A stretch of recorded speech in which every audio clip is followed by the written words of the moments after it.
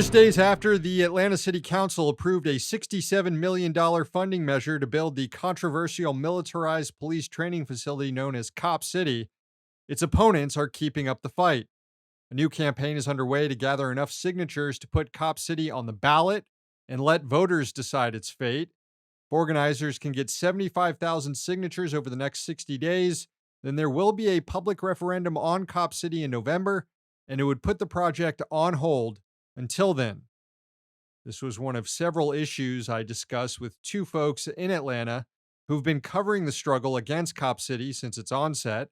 Lev Omolchenko is a filmmaker working on a documentary on the resistance campaign, and Nolan Huber Rhodes is a video journalist with the Atlanta Community Press Collective.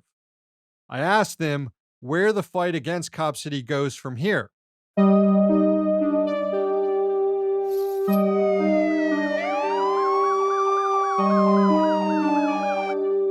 All right, I'm joined now by Lev Omolchenko, a filmmaker, and also Nolan Huber Rhodes, a filmmaker and video journalist with the Atlanta Community Press Collective. Two people who've been covering the struggle since the beginning against Cop City and were present for the city council vote early Tuesday morning. Welcome to the show. Thank you. Thanks for having us, Sam. So I was watching the vote early Tuesday morning. I have to get up early to do this show, and I had assumed when I had woken up that the vote had already happened, but it was 5 a.m, and they were still hadn't voted. And I turned on the city's live stream and saw the vote, the recorded vote, heard the chants in the city council crowd saying Cop City will never be built. But then the live stream shut off immediately afterwards. So I'm just kind of curious what happened after that in the room. What was the feeling like? What happened with the city council members? What happened right after the live stream cut off? I guess I'll start with you, Lev. So Nolan and I were both documenting the events. So we kind of actually split up. I was following half of our characters as they exited the chambers and dealt with the police as they left. And Nolan was inside the chamber during those protests. So Nolan would actually have a better take on what's happening inside the chamber as the police started to filter in as we were leaving.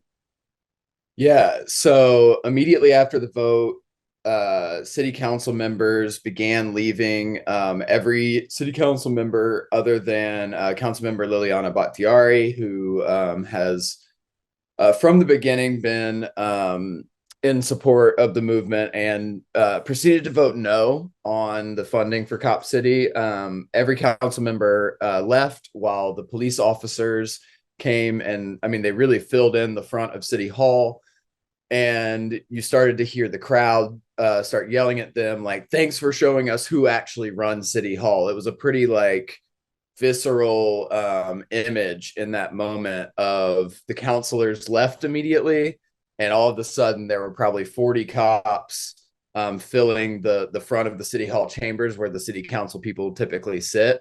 And I think that image really showed quite a bit.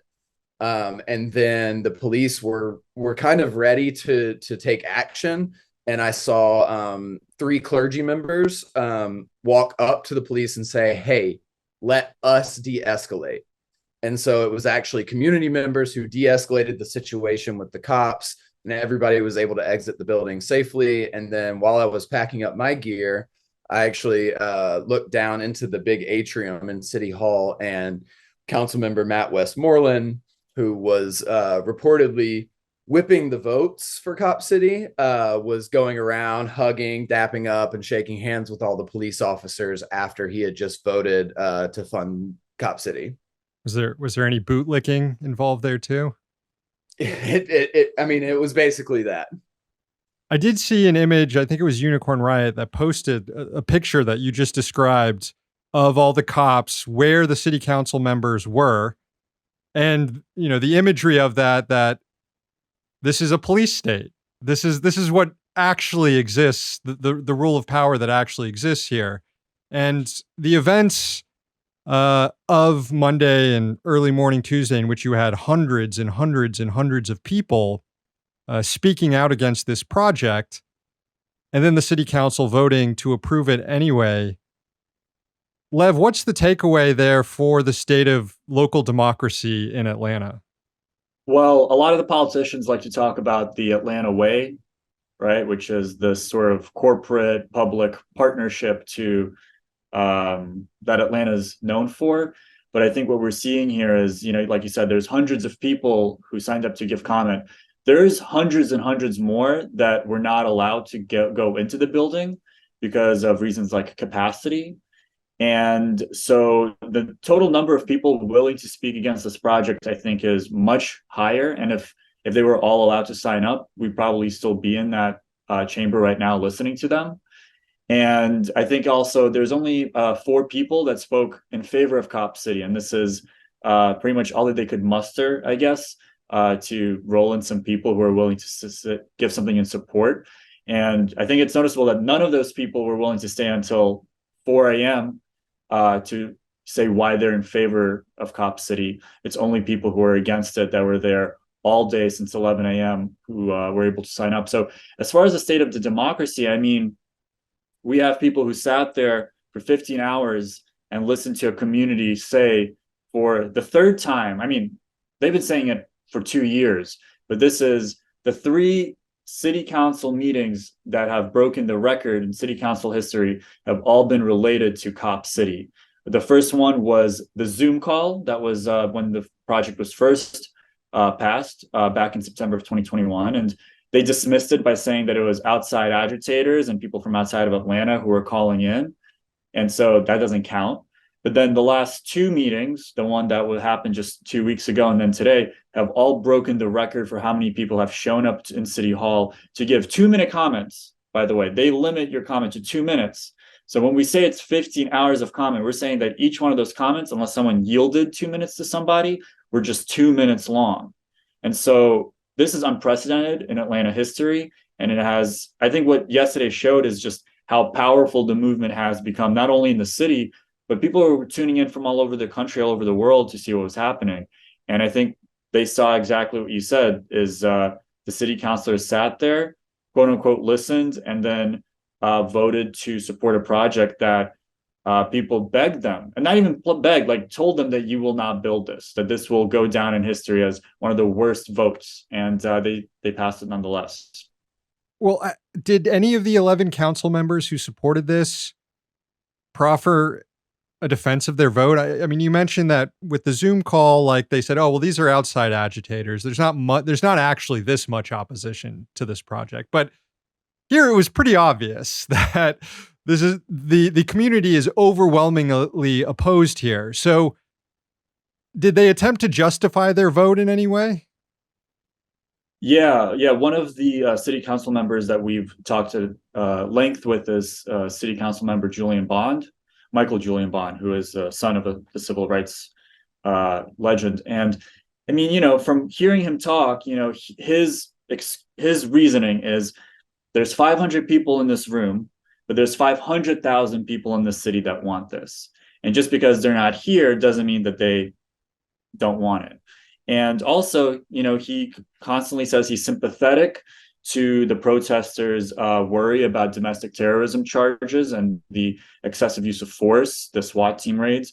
But in his mind, that is a separate issue from this police training facility needing to be built. He was actually an interesting character in the city hall meeting because whenever you call a city council member's name by name, they have the right to respond. And so he became kind of antagonistic figure last night where people would say his name and he would kind of filibuster and jeer at the protesters, but essentially explaining to them that the city council has a responsibility to its employees to give them the facilities that are up to standard, and that it is their responsibility to build this facility for their city employees. And all these other things of like mental health and education, well, those are things that are not within the city's charter. And that you should go to Fulton County, you should go to the education board, but that is not the city's responsibility. The city's responsibility is to build this facility for its employees. Nolan, I'm not sure how you can separate the police crackdown we've seen from Cop City. And because as resistance to Cop City has grown and as this movement has made gains, the police repression tactics have increased as well. You now have over 40 people who've absurdly been charged with domestic terrorism. You obviously had Manuel Tehran, who was murdered in the forest by police, and now you've just had the raid on the organizers with the Atlanta Solidarity Fund, who just provide legal services and bail funds, constitutionally protected activities. And I did see the pretrial hearing with those three individuals, and it seemed like even the judge was a bit incredulous about these charges that they're facing. So there definitely is a link there. But I guess my question is, have cops in the city overstepped here at all, given, the judge's reaction to these arrests of these three organizers last week? And I mean, even if they did overstep, are there any consequences at all? Or is it just that their actions are fueling even more resistance to this project? I would say that overstepped is an understatement. I mean, we were beyond overstepped the first time that that police raided the forest. And no matter what the charges were, they were overstepping in that. The first time back in December that they raided the forest, they were using they used tear gas for 6 hours on one of the forest defenders who was sitting in a tree sit. Now think about this. Somebody is taking 6 hours of tear gas, not fighting back, just sitting there with their gas mask, trying to survive this assault of chemical weaponry. And they never did anything back to the cops. And then they expect people to believe that Tortuguita shot at the police first before they were murdered. It's just simply not true. So I think overstepped is an understatement here. I think these are explicitly political prosecutions. In fact, some of the people who listen to police scanners in Atlanta heard this past week, the day after that the Solidarity Fund was raided, they heard a recording, which hopefully maybe you could play on the show, of the police saying that these were political prosecutions and that they were excited to keep doing them throughout the month of June. And the reason that they were excited to keep doing them throughout the month of June is because they know whenever they are deployed against protesters, they get overtime. One of them actually said, "I'm trying to finish my backyard this month, so I'm excited to keep doing this the whole month of June." Anybody else think that warrant that they served today and the arrests are just guaranteed shenanigans next Monday and Tuesday? Yep. Actually, maybe tomorrow. I think they're supposed to have their first appearance tomorrow. I'm here for all of it. Matter of fact, just do it all June. Trying to get my backyard done. I mean, it could go the opposite way. I mean, we've been putting pressure on them and attacking them from all different angles. At some point, they've got to give up. I mean, especially if we're going after all the money. It could shut them down. Yeah, I'm just waiting. Couldn't they wait until Wednesday of next week to do this? Is that when you're off? No, that's when the finance committee would have been done. Would have been done by Wednesday. Okay. Oh, no, they had to send a message. I get it, but I mean, think about it. If they had just defeated the thing in council, which, they're going to vote for the money and everything's going to go through, and then the coup de grace is, right after you failed 2 days in a row, we serve a warrant on you. True, that's what they did the last go round. I guess they wanted to, go ahead and get it over with. I guess they thought it was going on in the offensive. I saw an Intercept report the other day in which DHS sent out a report about Cop City protesters, and they were plagiarizing or cribbing language from a story that was published by Andy Ngo, a fascist quote-unquote journalist who works with far-right organizations. And that just sort of creeps you out when you think that there's people at DHS who are reading Andy Ngo's stuff and then borrowing Andy Ngo's stuff. But it also talks about the connection between, cities and their obsession with police and far-right movements. And I haven't seen much coverage on how that's playing out in Atlanta. where are the, we see these reactionary organizations that have gained more prominence around the country. Where are they in this like struggle? Are they present at all? Do they side with the cops? Do they want to see Cop City built, which would be weird? I mean, is it emboldening the right? This struggle. I mean, is there anything worth reporting on there? Lev I think, or yeah, I think me and Nolan can speak a lot about this too. I think something that's really important to know is the Atlanta Police Foundation, who is in charge of this construction project, is really an unprecedented police foundation in this country. The CEO of that company, Dave Wilkinson, is former Secret Service for Reagan, Bush, Clinton, and Bush. And, this is somebody who's, friends with Bush, Donald Rumsfeld, Paul Wolfowitz. Like, this is like the place that this person is coming from. And he is the highest paid CEO of any police foundation, making almost $500,000 a year. And so when we're talking about the right, this is not just like the new alt-right, this is like old school right as well. These are people who militarized and, invaded Iraq, invaded Afghanistan. Like, this is people who have ties to that. And now they're taking what they learned abroad, right? And they're bringing that frontier back home. They're taking what they learned about how to, deal with insurgents in Iraq, and they're going to be bringing that to Atlanta and really to every major city, because this police foundation and building Cop City, they've said that no other city in the country has a facility like this. So even though they call people coming to Atlanta to defend the forest outside agitators, really we've seen that it's outside agitators that are funding this project, and that they will be bringing police officers from all around the country to train there. So the kind of training that's going to be going on there, the militarization, I mean, that goes hand in hand with like the rising fascism and oppression of civil liberties. And Nolan's done a lot of investigative journalism on the foundation so far. I mean, like Lev said, I think it's pretty clear that, Dave Wilkinson did an interview back in 2007 where he said he learned his leadership style from George W. Bush. And we are watching that play out right now. I mean, case in point, you label the people who you would like to attack as terrorists. You attack them, and you use that attack to help your buddies make money. The Atlanta Police Foundation also has a robust housing program where they go into Black communities in Atlanta. They buy up condemned houses through code enforcement, and then they sell them back to police officers using new market tax credits to give them $40,000 to $60,000 of down payment assistance. And then that down payment gets forgiven after 5 years. So the new market tax credit is a federal tax credit that says that they will only give the tax credit to development that is happening in quote unquote historically underserved neighborhoods. And in Atlanta, that means Black neighborhoods. I want to get both your takes on this. I mentioned that the crowds were chanting Cop City will never be built after the vote.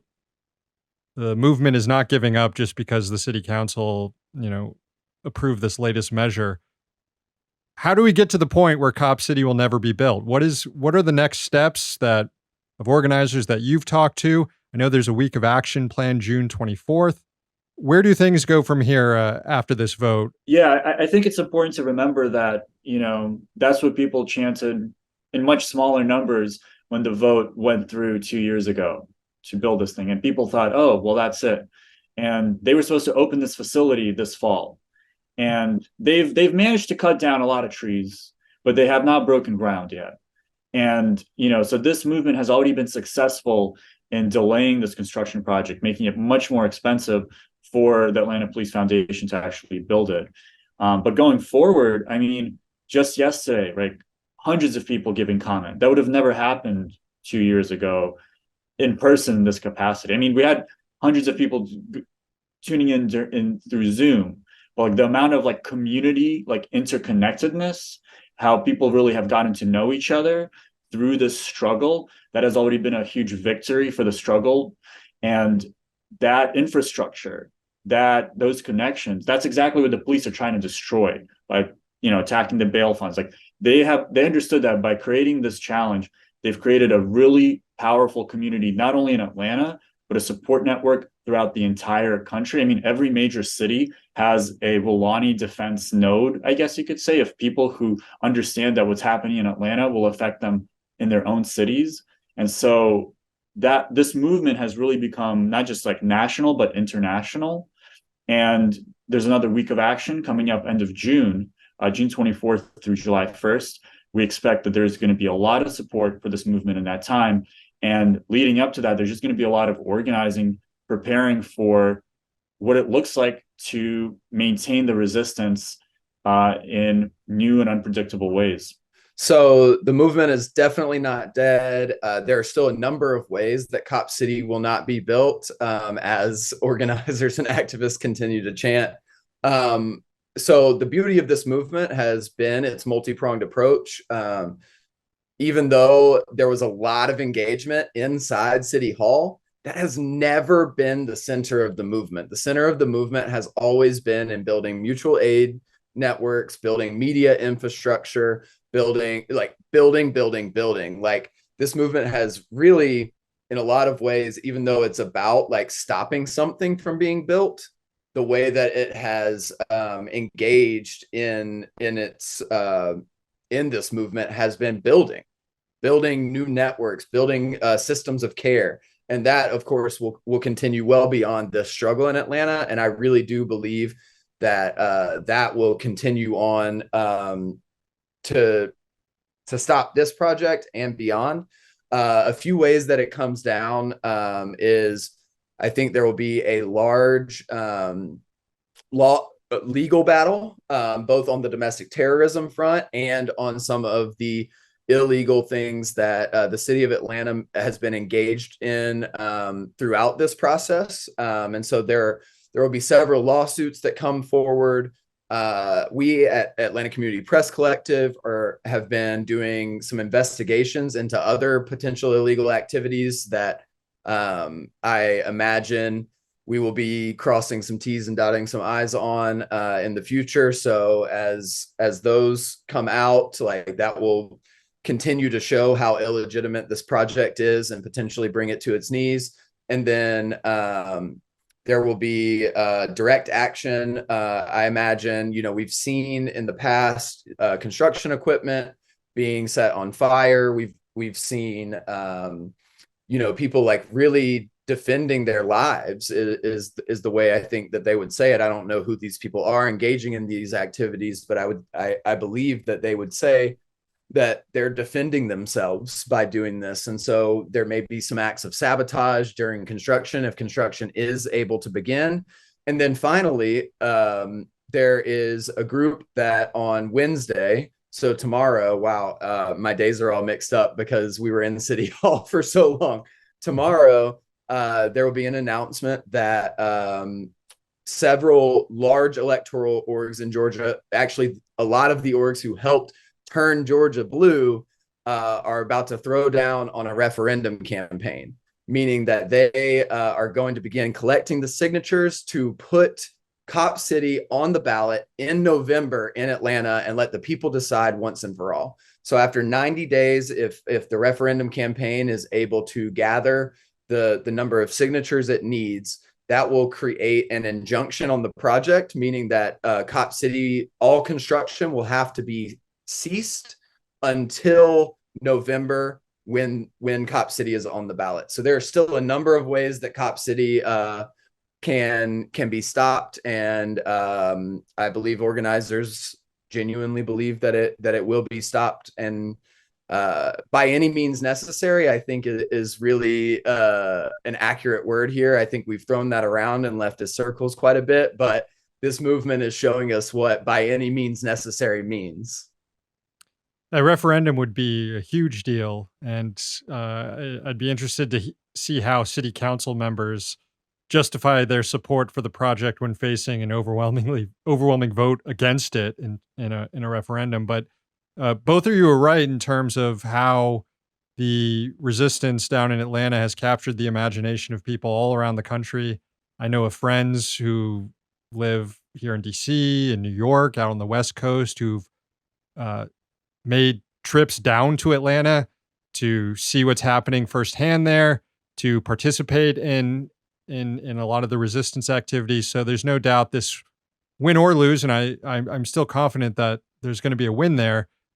This movement will have pushed uh, um, our all our efforts to make the world a better place forward. You both are filmmakers. You are working on a new project, A City in the Forest. What's that all about? A City in the Forest, it's a feature documentary. And it really, both Nolan and I, we've lived in Atlanta for a decade, or he's been in Atlanta more than that, like pretty much our adult lives. And we felt like if someone's going to tell the story of what's happening here, it should be people who are intimately familiar with the organizing in Atlanta, with its trees, with its climate, with its artists. And I mean, at the end of the day, like, we knew from the beginning, like, this is going to be huge. Like, it just couldn't not, like, there's something about that forest. There's a reason why people come to Atlanta, and they get it once they get here, because once you go into that forest that people are fighting for, you understand what's at stake, And I think that's also at the heart of what the film is about, right? It's not just another movement film or another protest film. It really is about, like, this mythological struggle that is happening inside of this forest on this land.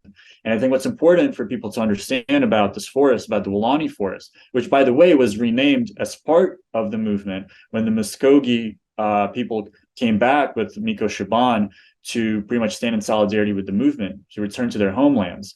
And that's the power of this movement, is like something that hasn't happened. People, those trees in that forest, the ones that are old enough to be there since the exile of the Muskogee people from Georgia, those trees haven't heard the Muskogee language, in that amount of time. And that was for the first time that those trees in that forest heard that language and heard those songs and experienced those ceremonies. And so that's the power of this movement, is it's bringing all of these things into this space.